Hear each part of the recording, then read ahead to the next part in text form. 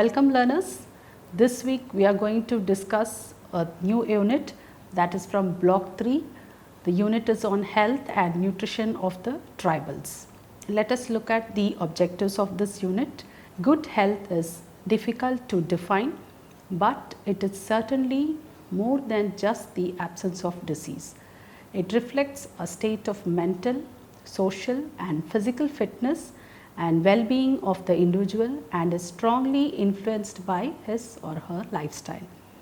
Health and nutrition are very intimately related aspects of an individual's biological status. Both are under the influence of hereditary and environmental factors.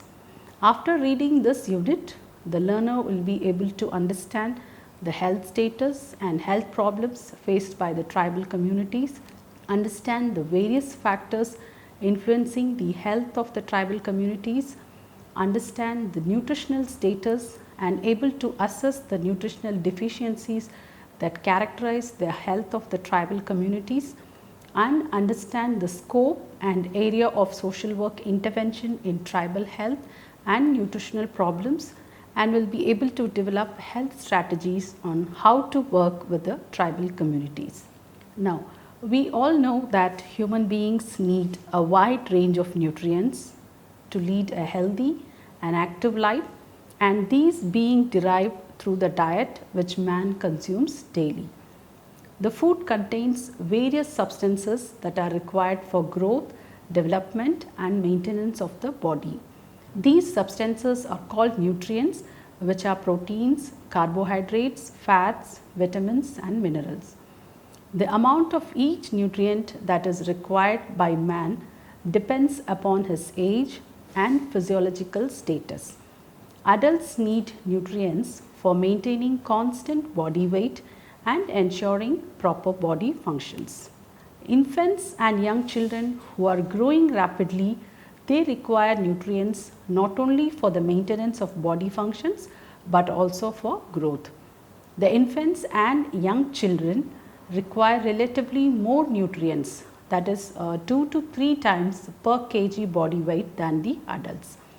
In special physiological conditions like pregnancy and lactation, adult women, they need additional nutrients to meet extra demand for fetal growth and maternal tissue expansion in pregnancy and milk secretion during lactation. So, these extra intakes of nutrients are very essential for these extra intakes of nutrients are very much essential for the normal growth of an infant in uterus and during the early postnatal life. Health is a multifaceted aspect and has been defined by WHO as a state of complete physical, mental and social well-being, and is not merely the absence of disease or infirmity. Health and health related problems are very much interlinked with the socio-economic conditions of the community, particularly the tribes who are living in remote and inaccessible areas where healthcare and development services of the government are not available. So, there is an urgent need to understand the concept of health among tribes and the traditional knowledge and health seeking behavior.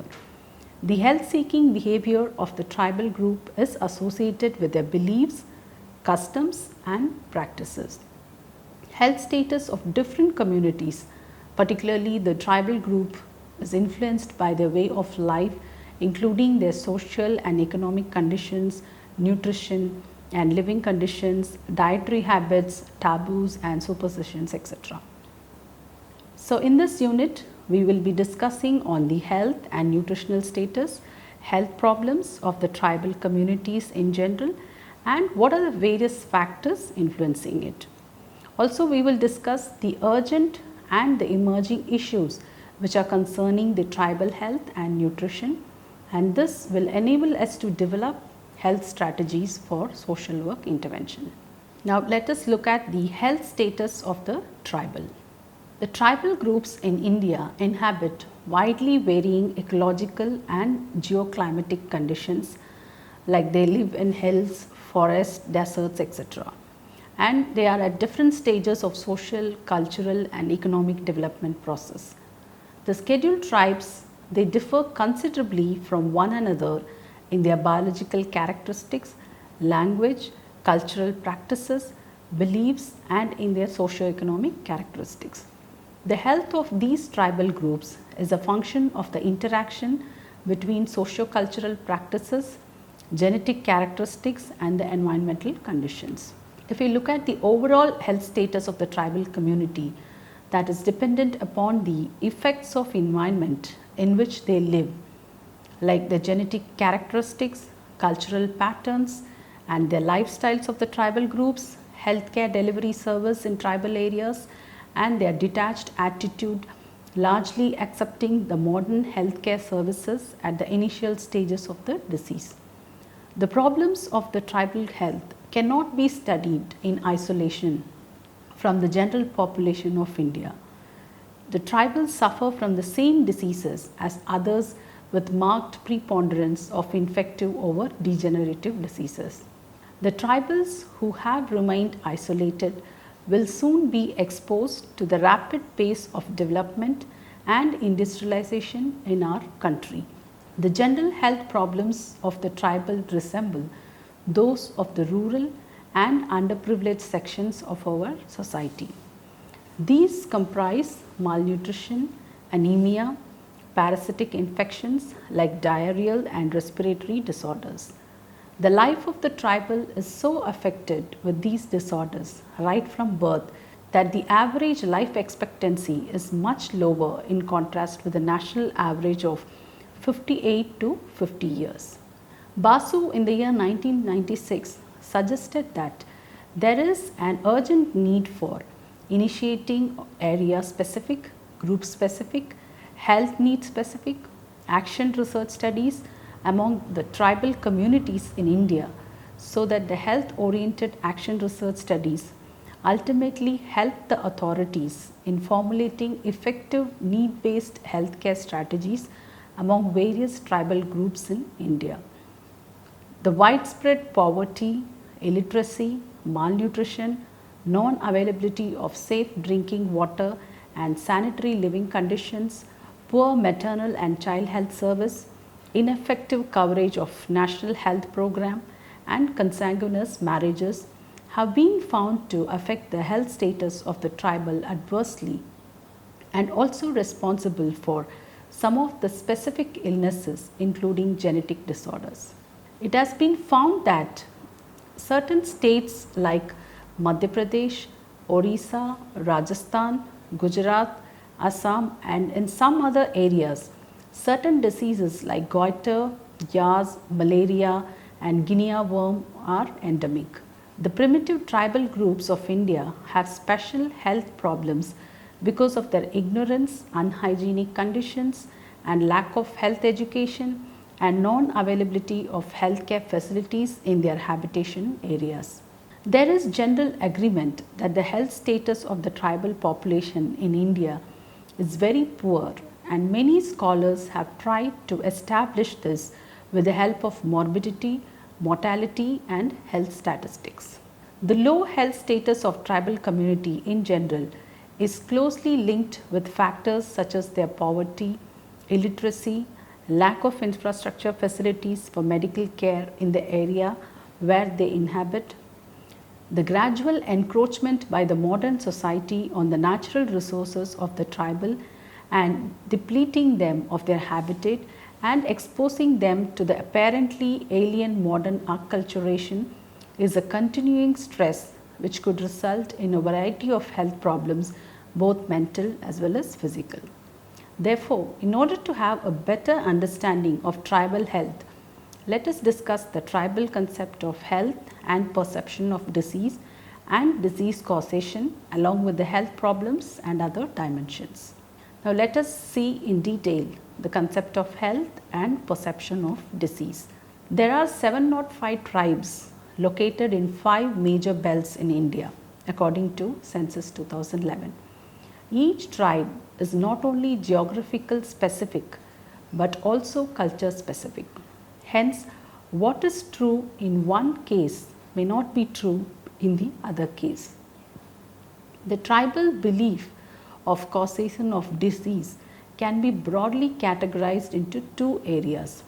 They are strong believers of natural theory of diseases.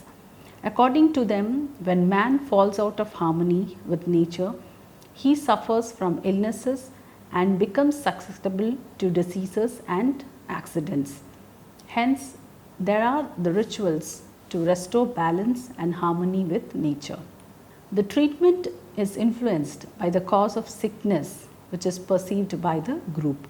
The tribals have some scientific knowledge learned through traditional experience, and this knowledge is part of their socio-cultural religious system. If we look at the treatment procedure amongst the tribals, that can be broadly divided into preventive and curative methods. The preventive procedures include the use of charms, amulets, animal sacrifice propitiations of disease-seeking spirits, worship of God belief in protective function of rituals. The curative practices include first worship of deities and spirits. To the tribals, religion and medicine are not separate. It has also been found that some tribals practice their traditional system along with the Western system of medicine if available. Although the concept of well-being and the notion of the disease varies between different tribal groups, yet in tribal habitat, a person is usually considered to be afflicted with some diseases if he or she is incapable of doing the routine work which is usually being expected to be carried out by that individual in the society. That is, incapacitation from work is the universal index of poor health. Thus, the concept of ill health becomes functional one and not clinical. This is precisely the reason among many tribal groups, example Kutia Konda, Muria, Madia, Batra, Halba, Jaunsari, Santal, Lodha, Kharia, Bil, Rathwa, Meena, Chatapu, Saura, Pando, Kaiwar, Oran, Munda, Kenars, Dorias, and among many others, symptoms such as pains and ache, weakness, scabies, prolonged cough, mild fever, wounds, etc. So, these diseases, they are not taken seriously as symptoms of disease. A tribal in general hardly makes a distinction in the magnitude of fever. However, within the limits of their own respective worldview, most of the tribal societies have definite means for identifying and classifying various kinds of ailments and diseases. It may be worthwhile to state that at least one component of health is universally seen among the tribal societies, and that is committing or omitting certain acts. In other words, breach of trust is thought to bring upon some kind of affliction on the individual or a family as a whole. Various diseases like measles, tuberculosis, diarrhea, cholera are some diseases where individual's action may cause some concern to the family, clan or the village. Interestingly, the causation of such disease is independent of the sanitary condition of the community or the individual. The fate of the individuals and the community depends on their relationship with unseen force which intervenes in human affairs. If human beings offend them, the mystical power punish by causing sickness, death or other natural calamities.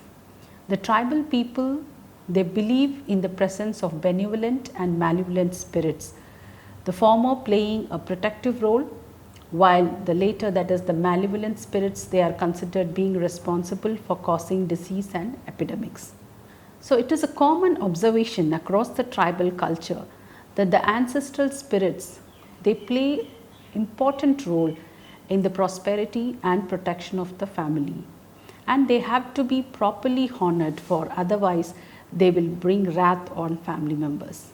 So, these spirits are believed to bring a state of physical, mental and social well-being to the members of the family. There are many spirits who are feared because of their power to afflict people by bringing a number of diseases. The role of the spirits, ghosts and deities in the tribal life in the causation and treatment of diseases is so important that the local tribal people have to seek the help of traditional diviners, medicine men, sorcerers like Sirha, Gunia, Bua, Jani, Bopa, Oja, Pujari, etc., for appeasing, controlling, or driving away the disease causing agents. If you see the frequency of worshipping or getting in touch with the malevolent spirits, this is more common because of their immediate effect on the day to day life. The studies indicates that the tribals in Bastar, Fulbani, Mayurbhanj, Sundargarh, Panchmahals, Purulia, Dumka, Dehradun, Gadchiroli, Barmer, Walsett, Kinnaur and Udaipur practices offering through sacrifice for health related purposes is very common among them. However, it is important for us to know that the tribal scene in India does not present a uniform canvas in terms of beliefs and health seeking behavior. Broadly speaking, about 4 different strata of the tribal population have been discerned. As per the strata, the belief system and concept of health and disease do differ. For example, on top of the strata is the acculturates layer, who have adopted more or less the way of life of non-tribal sections forming the upper crust of the society. They have travelled the farthest from their original tribal habitat. The second are the settled tribes, agriculturists in the fringe plains, who have come quite some way from the tribal highlander. Being no longer isolated, they are in the process of transformation. And the tribal from the northeastern parts of India can be categorized in these 2 strata because of their lifestyles and belief system. They are much more advanced than the other tribes in India in terms of their understanding towards health and disease causation. And the third category is that of the highlanders, who, having hardly shifted from their habitat, they have undergone little transformation and may still practice shifting cultivation. And the last category is of the still isolated backward groups, including the so called primitive groups, who are encrusted in their original habitat, having little exposure and consequently have preserved their original socio-economic cultural traits. Then when we look at the 4-fold classification, it does not represent any rigid or watertight compartments, but is meant merely for the sake of comprehension of the scenario in a very general way. Now let us look at the state of health and healthcare in tribal areas. The problem of lower health status of tribal people is global. A recent international review revealed that health and social outcomes were poorer for tribal people than for the rest of the population in most of the countries. However, it is not nature's inviolable law. The life expectancy among indigenous people is more than 70 years in the high income countries. Infant mortality rate for indigenous people is less than 10 in the high income countries. The tribal people in India, they form a heterogeneous group with a huge diversity. Yet the one commonality among tribal communities in India is that they have poorer health indicators, greater burden of morbidity and mortality, and very limited access to healthcare services. There is also a near complete absence of data on the health situation of different tribal communities. In the absence of a comprehensive picture of tribal health in the country, various policy measures and government programs are often ad hoc. In the coming sessions, we will see the details of what are the factors affecting the tribal health and nutrition, current status of health and nutrition indicators, and what are the appropriate strategy to be followed for overall development of health and nutritional status among tribals. So learners, hope to meet you in the next session. Thank you.